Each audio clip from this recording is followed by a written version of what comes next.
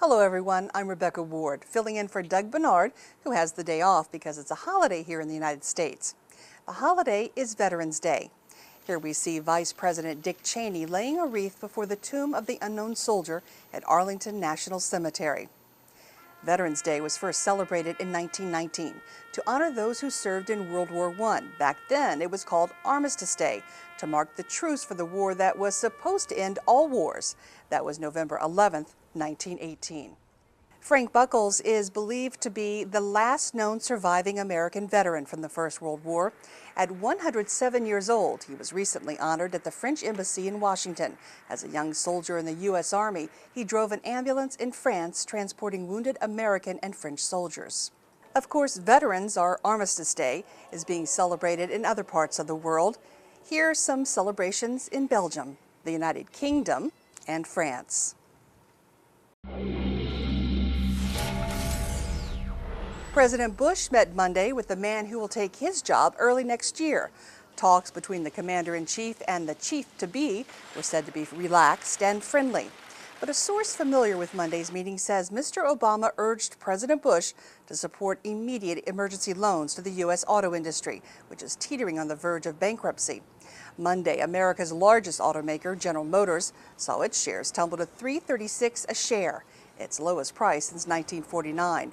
Automakers GM, Ford, and Chrysler are seeking $50 billion in loan guarantees from the government.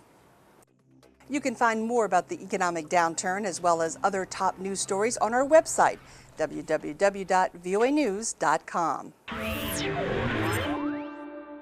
Remember this bit from Mr. Obama's victory speech on election night? Sasha and Malia, I love you both more than you can imagine. And you have earned the new puppy that's coming with us to the White House.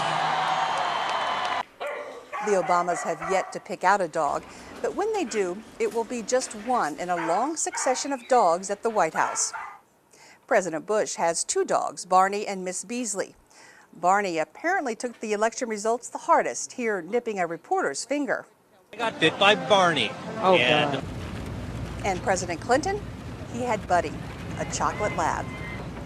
Over 50 years ago, then Vice Presidential candidate Richard Nixon was accused of taking gifts under the table.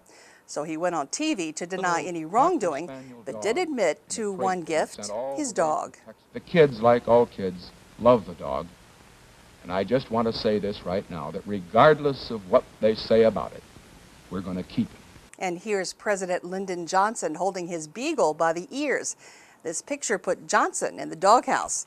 Many around the country were not amused. That picture snapped in 1964. The Obamas want to adopt a shelter dog and are looking for a breed that is hypoallergenic since eldest daughter Malia has allergies. With apologies to Doug, you know, sometimes I feel as though this show is so easy, even a monkey could do it. Did I just say that? Just kidding, Doug. Which takes us to this little sake house north of Tokyo. A mix of locals and tourists, and the chef working hard back in the kitchen. And as for the waiters, well, they're monkeys. Macaques, that is, delivering beer or handing out those little hot towels for cleaning hands. Their names are Yachan and Fukuchan. The owner says that without the monkeys, he might not be in business. He says they do everything I want without demanding a cent.